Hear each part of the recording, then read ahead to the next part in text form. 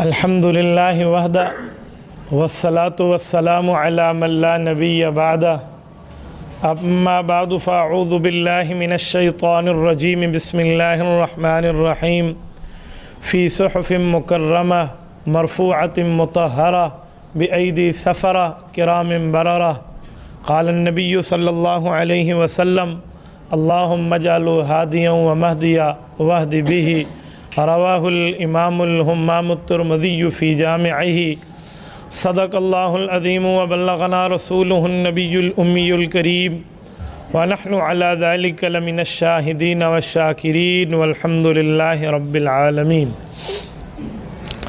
معزز دوستو، رجب المرجب سن 1443 ہجری چل رہی ہے اور اسی مہینے کی 22 تاریخ کو خلیفہ عادل حضرت امیر معاویہ رضی اللہ تعالیٰ عنہ کا انتقال ہے۔ حضرت معاویہ رضی اللہ تعالیٰ عنہ اسلام کے ان یادگار اور نابغہ روز شخصیات میں ہیں کہ ان کا مقابلہ بہت کم ہے۔ اسلامی سلطنت میں صحابہ کرام کے اندر اگر کسی نے سب سے بڑی حکومت اور سب سے بڑے خطے پر کی ہے تو وہ حضرت امیر معاویہ رضی اللہ عنہ۔ حضرت معاویہ کا دور خلافت عادلہ تقریباً 20 سال پر مشتمل ہے۔ 20 سال اور اس کے بعد 64,65,000 مربع کلومیٹر پوری دنیا کا جغرافیہ 1,20,000 ہے، تو ان میں سے آدھے سے زائد یعنی نصف سے زائد کرۂ ارض پر حکومت حضرت معاویہ رضی اللہ عنہ کی رہی ہے۔ سیدنا معاویہ رضی اللہ تعالیٰ عنہ کے حوالے سے جب ہم بات کرتے ہیں تو عوام میں ایک دو باتوں کی غلط فہمی مشہور ہے، تو اس وجہ سے لوگ حضرت معاویہ پر بات کرتے ہوئے ہچکچاتے ہیں۔ حضرت معاویہ رضی اللہ تعالیٰ عنہ کی ایک جنگ ہوئی ہے جسے جنگ صفین کہتے ہیں، وہ حضرت علی المرتضیٰ سے ہوئی ہے۔ اس ایک جنگ کو لے کر لوگ پوری زندگی کی ان کی صفات پر پانی پھیرنے پر تیار بیٹھے ہیں، حالانکہ اس جنگ کا اختتام صلح پہ ہوا ہے اور دونوں فریق نے ایک دوسرے کو بھائی بھائی کہہ کر گلے لگایا، اور حضرت حسن رضی اللہ تعالیٰ عنہ نے حضرت امیر معاویہ کو اپنا حکمران اور اپنا قائد تسلیم کیا۔ تو جو دو فریقوں میں بات تھی دونوں نے بات راضی نامے پہ ختم کر لی، تو آپ اور ہم جسٹس، قاضی اور جج نہیں ہیں کہ ہم ان کا فیصلہ کرتے پھریں، اور اس ایک جنگ کو اٹھا کے ان کی کفار کے خلاف 1000 جنگوں پر ہم پانی پھیر دیں، یہ انصاف کا خون کرنے کے مترادف ہے۔ روایات اگر ہم اٹھائیں تو حضرت علی المرتضیٰ رضی اللہ تعالیٰ عنہ کی گفتگو میں ہمیں یہ بات واضح طور پہ نظر آتی ہے کہ حضرت علی المرتضیٰ نے انہیں اپنا بھائی اور جنتی کہا ہے۔ نہج البلاغہ حضرت علی المرتضیٰ کی خطبات کا نام ہے، اس میں حضرت علی المرتضیٰ کے مختلف خطبات جمع کیے گئے ہیں۔ علی اختلاف الروایات ان میں حضرت علی المرتضیٰ کے خطبہ حضرت علی المرتضیٰ رضی اللہ عنہ حضرت معاویہ اور اس کے لشکر کے بارے میں فرماتے ہیں کہ ان ربنا واحد ونبینا واحد ودعوتنا فی الاسلام واحدۃ، کہ لوگوں ہمارا رب ایک ہے، ہمارا نبی ایک ہے، ہماری کتاب ایک ہے، ہماری دعوت ایک ہے۔ انہم بغوا علینا فی قتلی وفی دم عثمان ونحن براء من۔ کچھ لوگوں کو غلط فہمی ہوئی کہ ہم حضرت عثمان غنی کے قتل میں شریک ہیں، حالانکہ اللہ جانتا ہے میں اس سے بری ہوں۔ یہ حضرت علی المرتضیٰ کے لفظ ہے۔ یہ اس معاملے پر جنگ ہوئی ہے، اور بعض روایات میں آتا ہے، امام ابن عساکر نے نقل کیا ہے کہ حضرت علی المرتضیٰ نے اس جنگ کے بعد فرمایا تھا کہ مجھے میرے پاک نبی صلی اللہ علیہ وسلم نے ایک بات فرمائی تھی، فرمایا یاد رکھنا تم میں اور معاویہ میں اختلاف ہوگا، کل قیامت میں آپ اللہ کے دربار میں آؤ گے، علی فیصلہ آپ کے حق میں آئے گا اور حضرت معاویہ کو معاف کر دیا جائے گا۔ جب اس طرح کی باتیں موجود ہوں تو پھر اعتراضات کا کوئی حق نہیں بنتا۔ اور دوسری بات کہ یہ جنگ کوئی بدنیتی پر مشتمل نہیں ہے، اس میں کئی ایسے عناصر ہیں جو خود استعمال ہوئے اور انہوں نے اپنی آخرت برباد کی ہے۔ ادھر کی غلط بات اٹھا کر ادھر لگا دی اور ادھر کے غلط معاملات ادھر لگا دی، لیکن اس جنگ کے بعد پھر صلح بھی ہے، اور یہ بات آپ لوگ سمجھتے ہیں کہ جس جنگ کے بعد صلح ہو جائے وہ جنگ نہیں رہتی، جس لڑائی کے بعد راضی نامہ ہو جائے ہم اسے لڑائی تصور نہیں کرتے، جس فساد کے بعد امن ہو جائے تو پھر امن کی بات کریں، جو فساد کی بات کرے وہ فسادی ہے۔ تو یہ اس معاملے کی اتنی حیثیت ہے۔ باقی ہم حضرت معاویہ کی سیرت و کردار کو دیکھیں تو اتنا روشن اور اجلا کردار ہے کہ ایک یادگار کردار کے نام پر پیش کیا جا سکتا ہے۔ مثلا حضرت معاویہ رضی اللہ تعالیٰ اس دور کے ایجوکیٹڈ آدمی ہیں، اعلیٰ سے اعلیٰ تعلیم ان کے والدین نے دلوائی تھی، اتنی خوبصورت ان کی رائٹنگ تھی، یکتب وہو یحسن الکتابہ، روایات میں آتا ہے کہ جیسے کوئی پینٹر لکھتا ہے نا، اس طرح صاف انداز میں حضرت معاویہ لکھا کرتے تھے۔ اسی وجہ سے اللہ کے رسول صلی اللہ علیہ وسلم نے انہیں اپنا کاتب بنایا تھا۔ اب کاتب کہتے ہیں لکھنے والا، جیسے منشی کہہ لیں۔ رسالت مآب علیہ الصلوۃ والسلام کے ساتھ رہ کر یہ حضور پاک علیہ السلام کے دستاویز لکھتے، جن میں قرآن کریم بھی ہے، احادیث پاک بھی ہے، اور حضرت رسول اللہ صلی اللہ علیہ وسلم کی طرف سے دیے ہوئے کفار کو خط بھی ہیں، یہ سب کچھ لکھے۔ کچھ لوگ جن کے دل میں بغض ہونا حضرت معاویہ کا، وہ کہتے ہیں انہیں قرآن نہیں لکھا، صرف حضور کے خط لکھے ہیں۔ تو میں کہتا ہوں اگر یہی بات ہم آپ کی مان لینا تو پھر بھی حضرت معاویہ حضور کے رازدار ثابت ہو جائیں گے، کہ خط بھی کسی عام بندے سے نہیں لکھوایا جاتا، جو خطوط ہوتے ہیں وہ کسی رازدار سے لکھوائے جاتے ہیں، اور خطوط لکھوانے کا معنی قابل اعتماد آدمی ہے۔ بہرحال ان سے قرآن کریم لکھنا بھی موجود ہے، احادیث پاک لکھنا بھی موجود ہے، بلکہ رسالت مآب علیہ الصلوۃ والسلام کی خدمت پر بھی یہ مامور رہے ہیں۔ ان خدمتوں میں خدمت یہ ہے کہ جب حج ہوا اللہ کے رسول کا اور سر مبارک کو حلق کرایا گیا، جو بال کٹائے گئے وہ حضرت معاویہ نے کاٹے تھے، تو پھر حضرت رسول اللہ صلی اللہ علیہ وسلم کی خدمت میں عرض کیا تھا کہ یا رسول اللہ ایک سائیڈ کی بال، دائیں یا بائیں سائیڈ کے بال تھے، یہ مجھے عطا فرما دیں، تو آپ علیہ السلام نے دے دیے۔ وفات کے وقت حضرت معاویہ رضی اللہ تعالیٰ عنہ نے وہی بال اور حضور پاک علیہ الصلوۃ والسلام کے تراشے ہوئے ناخن یہ اپنے ساتھ اپنے جسم پر قبر میں رکھوانے کی وصیت فرمائی تھی۔ حضرت معاویہ جب ایمان لائے ہیں، رسالت مآب علیہ الصلوۃ والسلام کے اوپر کلمہ پڑھا ہے اور واضح اعلان کیا یہ فتح مکہ ہے، اگرچہ اس سے پہلے عمرۃ القضاء پر حضرت معاویہ کا ایمان لانے کی روایات موجود ہیں۔ جب حضرت معاویہ ایمان لائے ہیں تو ان کی خاندان کو حضور پاک علیہ الصلوۃ والسلام نے اعزاز دیا ہے۔ وہ اعزاز کیا ہے؟ حضور علیہ الصلوۃ والسلام جب مکہ میں فاتح بن کے داخل ہوئے تو ہر بندہ دوسرا تیسرے نمبر کا حضور کا دشمن ہی تھا، تو آپ علیہ الصلوۃ والسلام نے انہیں معافی کا اعلان فرمایا اور فرمایا جو کعبۃ اللہ میں ہمارے پاس آ کے بیٹھ جائے نا اسے امن ہے۔ تو کعبۃ اللہ کا جو اس زمانے کا صحن تھا وہ بھر گیا، تو آپ علیہ الصلوۃ والسلام کی خدمت میں عرض کیا گیا کہ یا رسول اللہ کعبۃ اللہ کا ذہن بھر گیا ہے، صحن۔ تو حضور نے فرمایا من دخل دار ابی سفیان فهو آمن، یا ابو سفیان بیٹھے حضرت معاویہ ان کے والد کلمہ پڑھ کے مسلمان ہیں، ان کے گھر میں جو چلا جائے نا، یہ قوم کے چودھری رئیس اور وڈیرے ہیں، ان کے گھر میں پناہ لے لے اس کو بھی امن ہے۔ یعنی حضرت معاویہ کی حویلی کو جائے امن قرار دینا یہ رسول اللہ صلی اللہ علیہ وسلم کا حضرت معاویہ کے لیے ایک انعام ہے۔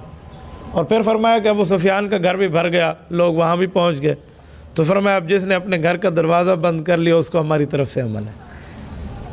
آپ علیہ الصلوۃ والسلام نے ایک موقع پر حضرت معاویہ کو 100 اونٹ تحفہ دیے ہیں، یہ جنگ حوازن کے واپسی پر ہے، اور 600 اوقیہ کے لگ بھگ سونا اور چاندی کا تحفہ دیا ہے۔ اب دو باتیں ہیں، یہ جو تحفہ ہے ہم تو اس مسلمان اسے تحفہ سمجھتے ہیں، اور جس کے دل میں اسلام کا بغض ہے وہ اسے کیا کہے گا؟ دو باتیں کہے گا کہ یا تو تحفہ ہے یہ مانے گا تو بات ٹھیک ہو جائے گی، یا رشوت کہے گا، اور رشوت لینے اور دینے والے دونوں پر عذاب ہے۔ آپ رسول اللہ کے بارے میں کیا کہیں گے؟ تو اس لیے اس کو رشوت سے تعبیر نہیں کیا جا سکتا۔ جو لوگ کہتے ہیں نا کہ ان کو راضی کرنے کے لیے ایسے پیسے دیے تھے، غلط ہے بھائی۔ اس زمانے کا ایک اونٹ کسی کے پاس ہوتا ہے نا، اس کی اپنے گھر کی سواری ہوتی، اور بہترین سواری اونٹ تھی، ورنہ خچر بھی ہے، دراز گوش بھی ہے، باقی سواریاں بھی تھیں۔ یہ اونٹ ریت کا جہاز ہے نا، تو آپ اندازہ لگائیں، یعنی اس زمانے میں جس کے پاس اونٹ ہو، آج کے زمانے میں جس کے پاس اپنی لینڈ کروزر ہو، تو 100 اونٹ 100 لینڈ کروزر دینے کے مترادف ہے۔ حضور پاک علیہ السلام ان کو تحفہ دے رہے ہیں، کوئی تعلق نہیں ہے۔ ایسے ہی آپ لوگ کسی گھسی پٹی تاریخ کو پڑھ کے کہہ دیں حضرت معاویہ ایسا بندہ ہے، تو میں کہتا ہوں اس تاریخ کو اٹھا کر دیوار پہ ماریں جو تاریخ ہمیں قرآن اور حدیث سے متنفر کر دے۔ اس تاریخ کا فائدہ صحابہ کرام کو بندہ تاریخ میں نہیں دیکھتا، اللہ کے قرآن میں اور رسول اللہ کے فرمان کی روشنی میں دیکھتا ہے۔ حضرت معاویہ رضی اللہ تعالیٰ عنہ کے تحفے وصول کرنا ثابت ہے۔ حضرت معاویہ رضی اللہ تعالیٰ نے جب آپ علیہ الصلوۃ والسلام کی خدمت میں مدینہ منورہ حاضری دی ہے تو حضور پاک علیہ السلام نے مختلف مواقع پر حضرت معاویہ کو دعائیں دی ہیں۔ ایک موقع تھا آپ علیہ الصلوۃ والسلام کو نے وضو کرایا، تو وضو کا پانی جب اللہ کے رسول کی خدمت میں پیش کیا تو حضور پاک علیہ السلام نے دعا مانگی اور فرمایا اللہم علمہ الکتاب، اے اللہ اسے قرآن کریم کے علوم کا ماہر بنا دے، والحساب، اور اسے شریعت کے علوم کا حساب عطا فرما دے، مفتی بنا دے، ووقیہ العذاب، اے اللہ قیامت میں اگر اس پر کوئی عذاب کی بات ہو تو وہ اس کو معاف فرما دے۔ حضرت معاویہ کی، اور حضرت معاویہ رضی اللہ تعالیٰ کے لیے بعض روایتوں میں آتا ہے کہ آپ علیہ السلام نے یوں بھی دعا مانگی اللہم اجعلہ ہادیا ومہدیا واہد بہ، اللہ اسے خود بھی ہدایت یافتہ بنا اور اس سے آگے بھی ہدایت چلانے والا بنا اور اس کی ہدایت کو آگے چلا دے۔ ایک موقع پر مشورہ چل رہا تھا، رسالت مآب علیہ السلام نے مختلف صحابہ کو طلب فرمایا تو بات ایک ٹھکانے تک اس وقت تک نہ پہنچی جب تک حضرت معاویہ کو نہ بلایا گیا، اور حضرت معاویہ کے پاس جب بندہ بھیجا تو اللہ کے رسول نے یہ لفظ فرمائے ادعو معاویہ فإنہ قوی امین، کہا معاویہ کو بھی اس مشورے میں ساتھ شریک کر لو، وہ بزدل نہیں ہے، طاقتور بھی ہے اور مشورہ دینے کا امانت دار بھی ہے۔ حضرت معاویہ رضی اللہ عنہ کے ایک موقع پہ اللہ کے رسول نے ان کی حکومت کی بشارت سنا کر فرمایا تھا ان ولیتم الامر فاتق اللہ، معاویہ اگر کسی علاقے کا تمہیں حکمران بنا دیا جائے تو تقوی کو اپنی مضبوطی میں تھامے رکھنا۔ تو جب حضرت معاویہ کو رسول اللہ صلی اللہ علیہ وسلم نے حکمران کی ہونے کی خوشخبری دے دی تو پھر جنگ صفین کو یہ کیوں کہا جاتا ہے کہ انہوں نے حکمرانی کے لیے جنگ لڑی تھی؟ انہیں تو حضور پاک علیہ السلام نے حکمرانی کی خوشخبری پہلے دی تھی، انہیں پھر دوسرے کام کرنے کی ضرورت کیا تھی؟ تو ایسی بات نہیں ہے بھائی۔ اور حضرت معاویہ رضی اللہ تعالیٰ کے حوالے سے بھی حضرت علی المرتضیٰ اور خاندان اہل بیت کا بڑا احترام ہے۔ امام ابن عساکر لکھتے ہیں تاریخ ابن عساکر میں ایک شخص نے حضرت معاویہ سے مسئلہ پوچھا، عراق کا رہنے والا تھا، تو کہا حضرت علی المرتضیٰ سے کیوں نہیں پوچھا، تم تو کوفہ کے قریب حضرت علی کے دارالخلافہ کے ساتھ رہتے ہو۔ انہوں نے کہا جی مسئلہ میں نے آپ سے لینا ہے، ان سے نہیں لینا۔ تو معاویہ غصہ ہو گیا کہ آپ اس کے بارے میں یہ جملہ کہہ رہے ہیں جس کو اللہ کے رسول نے فرمایا اے علی تیری اور میری نسبت ایسے ہے جیسے حضرت موسیٰ کی حضرت ہارون علیہ السلام سے تھی۔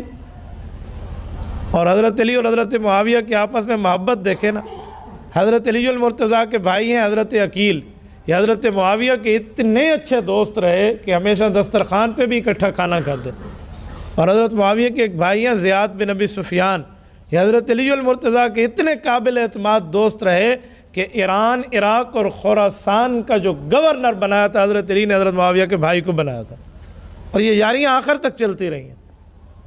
اس ایک جنگ کی وجہ سے آپ یہ سارے ان کے محبت کی داستانوں اور محبت کے واقعات کو بیک جنبش قلم آپ ہٹا دیں تو جو رشتہ آپ کا حضرت علی المرتضیٰ سے محبت والا ہے اس سے زیادہ حضرت عقیل بن ابی طالب کا حضرت علی سے ہے۔ وہ تو حضرت معاویہ سے دوستی نہیں ختم کر رہے، امام حسن تو ان سے صلح کر رہے ہیں، حضرت امام حسین تو ان کا احترام کر رہے ہیں، اور ہم زیادہ رشتہ دار آ گئے ان کا کہ ہم حضرت معاویہ پہ تبرہ کرتے پھریں۔ اور حضرت معاویہ رضی اللہ تعالیٰ کا رسول اللہ صلی اللہ علیہ وسلم سے رشتے دیکھیں نا، آپ اس رشتے اور تعلقات پر حیران ہو جائیں۔ صحابی ہونا اپنی جگہ، ان کو تحفے ملنے اپنی جگہ، رسول اللہ صلی اللہ علیہ وسلم کے بچوں کے ماموں ہونا اپنی جگہ، جیسے ہم برادر نسبتی اور بیوی کا بھائی کہتے ہیں۔ حضرت معاویہ رضی اللہ عنہ کی بہن حضرت ام حبیبہ یہ حضور پاک علیہ السلام کی گھر والی ہے، اور حضرت معاویہ اس کے بھائی ہیں۔ گھر میں اس حد تک آنا جانا تھا کہ ایک بار حضرت ام حبیبہ آپ علیہ السلام کی بیوی حضرت معاویہ کی بہن حضرت معاویہ کے بالوں میں تیل لگا رہی تھے۔ آپ علیہ السلام اس وقت گھر آئے تو فرمایا ام حبیبہ تجھے بھائی سے پیار ہے؟ تو کہا رسول اللہ وہ کون سی بہن ہے جو بھائی سے پیار نہیں کرتی؟ کہ اچھا تو پھر سن، اللہ رسول بھی آپ کے بھائی سے پیار کرتا ہے۔ یہ بھی تو حدیث پاک ہے یار۔ اگر اس طرح کی کچھ باتیں جو لوگ نفرتیں پھیلاتے ہیں اس سے یہ حقیقت تو نہیں چھپ سکتی، یہ محبت تو نہیں چھپ سکتی۔ حضرت معاویہ رضی اللہ تعالیٰ عنہ پھر حضور پاک علیہ السلام کے بچوں کے ماموں ہونے کے ساتھ ساتھ ایک اور رشتہ بھی ہے۔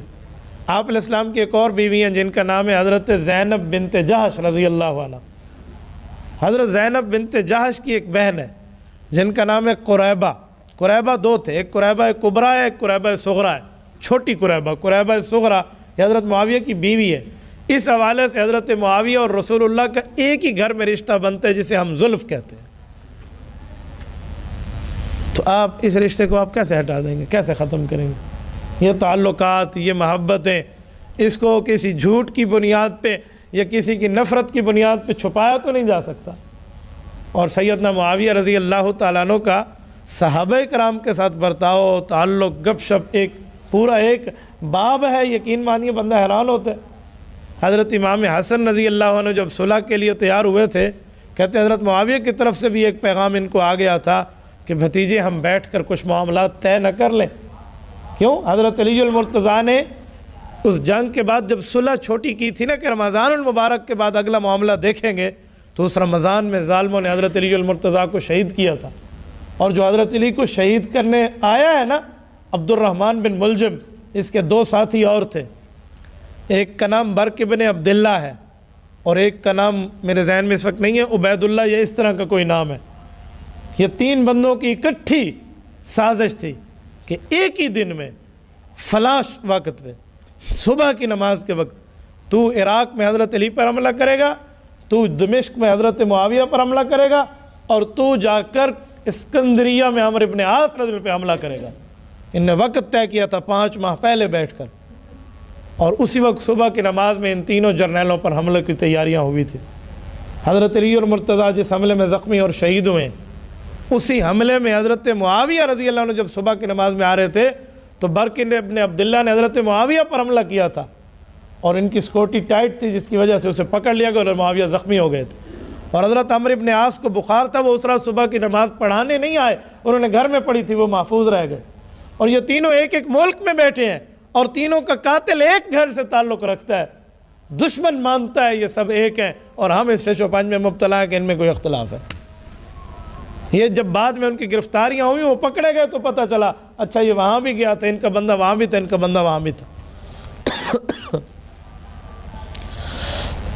اور میرے دوستو, حضرت معاویہ رضی اللہ تعالیٰ عنہ کے ہم رسول اللہ صلی اللہ علیہ وسلم سے پیار اور محبت کی باتیں جب پڑھتے ہیں نا, تو مجھے اس بات کے نتیجے پر پہنچتے ہوئے کوئی مشکل نہیں رہتی کہ حضرت معاویہ رسول اللہ صلی اللہ علیہ وسلم کے محبوب صحابی ہیں. ان سے تعلقات, آنے جانے, ان پر اعتماد, خط لکھوانے, وحی لکھوانا, حدیث لکھوانا, قرآن لکھوانا, یہ کتنا بڑا تعلق ہے. اور میرے دوستو, حضرت معاویہ جب تک کلمہ نہیں پڑھا, اسلام کے مقابلے میں کسی ایک جنگ میں نہیں آئے. آپ نہیں ثابت کر سکتے کہ جب حالت کفر میں بھی ابھی کلمہ نہیں پڑھا, آپ دکھا دیں کسی جنگ میں کوئی آئے. حالانکہ کئی صحابہ ایسے ہیں جو حضور پاک کے مقابلے میں جنگ لڑنے آئے, بعد میں اللہ نے کلمے کی توفیق دی, بعد میں اللہ نے اسلام کی توفیق دی. لیکن حضرت معاویہ حالت کفر میں بھی ادھر نہیں ہے, اور حالت اسلام تو اس شخص کی دیانت داری اتنی زیادہ ہے کہ جب حکمران وقت تھے اور اسلامی خلیفہ عادل تھے, ایک علاقے سے معاہدہ کیا تھا کہ ہم 1 سال تک آپ کے جزیہ لے کر آپ کی حفاظت کریں گے, جو اسلام کفار سے جزیہ لینے کی بات کرتا ہے. 1 سال سے پہلے وہ علاقہ چھوڑنا پڑا, تو حضرت معاویہ نے وہ تمام ان کی مال و دولت ان کو لوٹا دیا کہ ہم بھائی آپ کی حفاظت نہیں کر سکتے, اپنے پیسے سرکاری رجسٹر ہے کہ گھر پہ گیا اور ان کو ان کا مال وصول کرا دیا. اور وہ عیسائی رو رہے تھے کہ ہم غیر مذہب ضرور ہیں لیکن تم لوگوں نے حق ادا کیا ہماری حفاظت. ایک بار ایسے ہوا, ایک دشمن سے معاہدہ کیا تھا کہ فلاں وقت تک جنگ بندی ہے. جنگ بندی سے کچھ دن پہلے حضرت معاویہ کے دماغ میں خیال آیا کہ ابھی تک ان لوگوں نے کوئی مثبت جواب نہیں دیا, جنگ بندی چل رہی ہے, مثلا رات 12 بجے جنگ بندی ختم ہوگی فلاں تاریخ کو, تو 1 ہفتہ پہلے اپنی فوجوں کو دوڑایا اور دشمن کے بالکل سرحد پہ پہنچا دیا کہ جیسے وقت مثال ختم ہوگا نا ہم ان پہ چڑھ دوڑیں گے. اور پوری ان کی آرمی تیار تھی کیسر روم کی فوجوں پہ حملے کے لیے. ایک کیلے صحابی تھے, ان کو پتہ چلا کہ اس طرح ہوا ہے, اور ان کو پاس ایک حدیث تھی کہ اللہ کے رسول نے ایسا کرنے سے منع کیا کہ ان کو سنبھلنے کا موقع ہی آپ نہ دیں. تو وہ گھوڑے کو ایڑ لگا کر دوڑاتے ہوئے پہنچے. عین اس وقت جب جنگ کی تیاریاں پابہ رکاب اور مکمل تھیں, اس شخص نے حدیث پاک سنائی. حضرت معاویہ نے پوری فوج کو واپسی کا حکم دیا کہ ہماری جنگیں اور ہماری صلاحیتیں اپنی جگہ, حضور کے فرمان پر ہماری صلاحیتیں قربان ہیں. ایک ہی مسئلے پورے کا کہ اللہ کے رسول نے منع کیا, یہ حدیث ہم تک نہیں پہنچی تھی, یہ صحابی اس وقت سن رہے تھے, بس ٹھیک ہے ختم ہو گئی. نہ خرچہ دیکھا, نہ اپنی محنت دیکھی, نہ اپنا جاگنا دیکھا, نہ اپنے باقی معاملات کے ہم کس طرح مشکل میں یہاں آئے. اور جس زمانے میں یہ جنگیں چل رہی تھی، حضرت علی المرتضیٰ کے ساتھ یہ جنگ چلی ہے، اس زمانے کی بات آپ کو سنا رہا ہوں۔ البدایہ والنہایہ میں امام ابن کثیر نے لکھا ہے، تاریخ ابن عساکر میں امام ابن عساکر نے لکھا ہے کہ روم کے ظالم بادشاہ نے حضرت علی کو خط لکھا کہ تم میرے ساتھ مل جا، میری بیعت کر لے، نعوذ باللہ۔ دو وجہ سے خط لکھا تھا، ایک تو حضرت معاویہ کے ساتھ اس کی جنگ تھی اور وہ حضرت معاویہ سے چوٹیں کھا چکا تھا رومی بادشاہ، تو وہ یہ چاہ رہا تھا کہ اس کا دشمن ہے نعوذ باللہ نا، وہ تو یہ سمجھ رہا تھا حضرت معاویہ کا حضرت علی، اس سے جنگ کروں گا نا تو یہ مدد پہ بھی نہیں آئے گا اور یہ میرے ساتھ کچھ نرم بھی ہو جائے گا کہ میرے مخالف سے لڑ رہا ہے۔ اور یہ کسی جاسوس کے ذریعے حضرت معاویہ تک بات پہنچ گئی کہ حضرت علی کو یہ خط آیا اس ظالم کا، اور حضرت علی المرتضیٰ اس بارے میں سوچ و بچار کر رہے ہیں کہ اپنوں سے بھی معاملہ کچھ چل رہا ہے اور ادھر غیروں سے بھی، تو یہ کیا کریں گے ہم؟ تو حضرت معاویہ نے جاسوس دوڑائے اور پہلے خود خط لکھ کے اس تک جواب بھجوایا، اور اس خط میں جو باتیں لکھی ہیں نا وہ صرف باتیں نہیں ہیں، وہ ایسا تھریڈ لیٹر ہے کہ اپنے سے تگنی چگنی طاقت رکھنے والا وہ کافر بادشاہ اپنی فوجیں لے کر واپس ہٹ گئے۔ حضرت معاویہ نے اس خط میں واضح کیا کہ اوے رومی، تو سمجھتے ہیں کہ ہم ایک دوسرے کے دشمن ہیں؟ تو یہ سمجھتے ہیں ہمارا ایک چھوٹے سے مسئلے خون عثمان پر اختلاف ہوا ہے پالیسی کا، اور تو نے اسے فائدہ اٹھا لیا۔ یا لعین الروم لئن لم تنتہ وترجع الی بلادک لاستلحن انا وابن امی ولأضیقن علیک الارض بما رحبت۔ یہ خط ہے، اور یہ اس کا ترجمہ ہوتا ہے اوے رومی ملعون۔ یہ لفظ اندازہ لگے بادشاہ کو لکھ رہے ہیں، کہا اگر تو نے اپنی فوجیں حضرت علی المرتضیٰ کی سرحد سے واپس نہ کی اور تو واپس اپنے علاقے میں نہ لوٹا اور اس دھمکیوں سے باز نہ آیا، یہ میرا جو پالیسی پر حضرت علی سے اختلاف ہے نا یہ ابھی ختم، اور ہم نے صلح کر لینی ہے، اور علی کی فوج ہوگی، سپاہی بن کے میں آؤں گا اور تیرے اوپر کھلی زمین تنگ کر دوں گا۔ والا اضیقن علی، واحد متکلم فرمائے لڑنے میں آؤں گا، وہ نہیں آئیں گے۔ تو وہ رومی پیچھے ہٹ گئے کہ یار ہم نے کیا سمجھا۔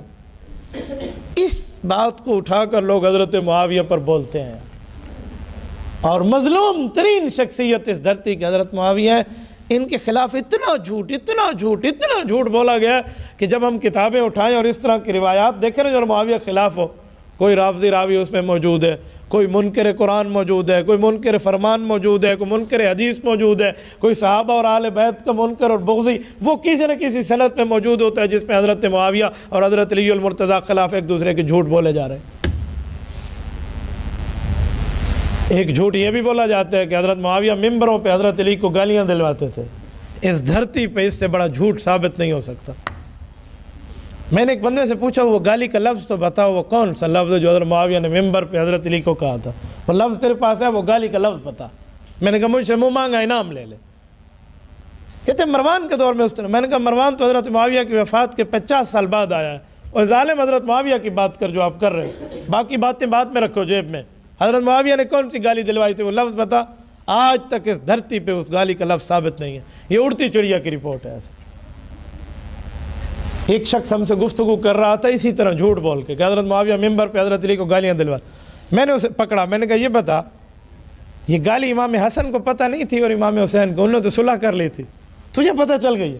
حضرت علی کو گالی ملے اور بیٹوں کو پتہ نہ ہو، شہزادوں کو، اور تجھے پتہ چل جائے، تیرے سورس حضرت حسن امام حسین سے زیادہ ہیں، وہ تو اس وقت موجود تھے۔ اچھا اس نے جھوٹ بولا، کہتے ہیں نا ہک کوڑ پچھو 100 کوڑ مارنے پڑے، ایک جھوٹ کی وجہ سے 100 جھوٹ بولنے پڑے۔ انہیں ایک اور جھوٹ بولا اور پھنس گیا۔ مجھے کہتے ہیں ہاں یہ چھپ کے کمرے میں ہوتے تھے نا گالیاں گلے، یہ حضرت حسن تک کیسے پہنچتے؟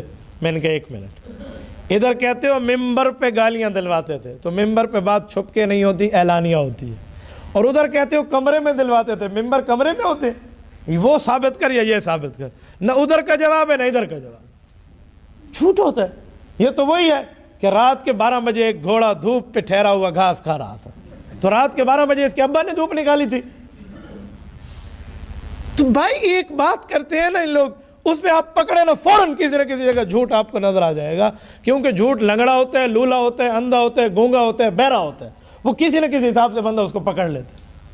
اور وہ بھی ان صحابہ کرام کے بارے میں جنہیں قرآن رحماء بینہم کہتا ہے کہ آپس میں بھائی بھائی ہیں، ان کے بارے میں ایسے کئی باتیں ہیں بھائیوں جو اس طرح پھیلائی جاتی ہیں۔ لیکن میں اپنے اہل و سنت کے مجمع سے ایک دو گلے کروں گا، اور گلہ ہمارا حق بنتا ہے۔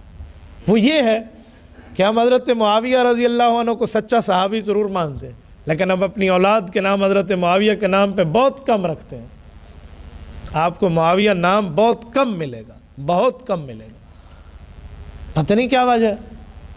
جب آپ مانتے ہیں کہ صحابی ہیں، سچے ہیں، اللہ کے رسول کی طرف سے انہیں جنت کی بشارت ہے، تو پھر اس نام کو عام کیوں نہیں کرنا چاہیے؟ میں کراچی میں تھا، کہ اپنے طالب علمی زمانے کی بات کر رہا ہوں، کوئی 20-22 سال پرانی، اس وقت میرا کورس چل رہا تھا۔ ہمارے ایک دوست کسی جمعے میں کسی جگہ گئے تو انہوں نے کہا میری مسجد میں آپ جمعہ پڑھانا، کراچی میں لانڈی کے اندر ان کی مسجد تھی، تو میں جمعہ پڑھانے وہاں گیا، اور اتفاق سے یہ رجب کا مہینہ چل رہا تھا اور 22 رجب حضرت معاویہ کی وفات ہے، تو میں نے اسی عنوان پہ جمعہ پڑھایا، اسی عنوان پہ جمعہ پڑھایا نا۔ جمعے کے بعد ایک بزرگ آئے، کوئی چھوٹا سا پوتا ان کے ہاتھ میں تھا، انگلی پکڑے ہوئے تھا، انہوں نے آ کر میرا ماتھا چوما اور مجھے دعائیں دی، اور اس کی آنکھوں میں آنسو تھے۔ میں اس کی بات نہیں سمجھ رہا تھا، وہ رو کر بات کرتے تھے۔ کچھ ٹائم بعد ان کی طبیعت ٹھیک ہوئی تو میں نے پوچھا، میں نے کہا بات پھر فرمائے، میں آپ کی بات سمجھا نہیں ہوں، آپ کیا کہنا چاہ رہے تھے؟ تو اس نے کہا کہ جیسے یہ پوتے میری انگلی پکڑ کے آیا ہے نا، اس طرح میں اپنے دادے کی انگلی پکڑ کے اسی مسجد میں آیا تھا جب عطا اللہ شاہ بخاری رحمۃ اللہ علیہ ادھر جمعہ پڑھانے آئے تھے۔ حضرت بخاری کی وفات 28 اگست 1961 کی ہے، اور میں آپ کو بات شاید 2003 کی سنا رہا ہوں، 2 کی سنا رہا ہوں، یہ اس زمانے کی ایک دو کی بات ہے۔ تو میں نے کہا پھر، اس نے کہا میں وہی آپ کو بتانا چاہ رہا ہوں، آپ توجہ کریں۔